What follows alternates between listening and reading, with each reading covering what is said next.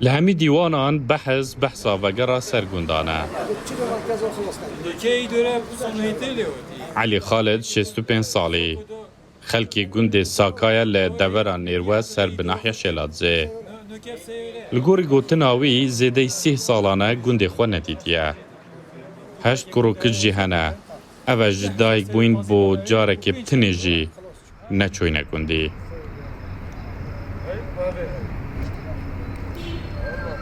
اما مروز بخره که کسی نیدیه. که او چلی هوتیا دور و بر عرض او خود زور چلی هوتیا. گوده ما جه همین زور نوه کچوینه گوده ما اکمی گند بکوب او درو بوی خوش. و علی دیگه به اسی عیالم گوز دلمت کرد. بیت باش همون تو مری هم دیگه چوازونی که عرض ما کیره. بشک جه خلکی گندن دوران نیروه.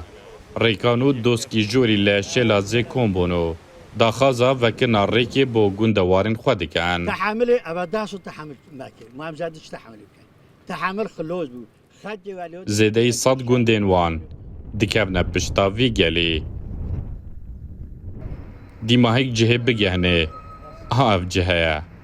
قوت و خودی ریکب دنمه. همچنین سگ گندید خو من چنینه. ما امانت بید ما به رخصت بدنمه. هم دخوزت یای حکمت خو سروکی خوی نتایکل مسئول بازانی بین ساخت ایلوجیش ما بکن خطی موندی بو یه واسطی ریکب دنمه از نب دنمه چنین سگ گندید خو. دناوا وان گندان نهیت کریستیانانه. نینرت وان جیلویر آمادنه. أخو جندة مسيحي تقريبا بنا نهجند تشارل دورا ريكان تشارل دورا نيروا العشيرة نيروا إيش نهله أبا تقريبا دبيتا عمري من يعني 6 سال 4 سال ما جندة خانة ديتينا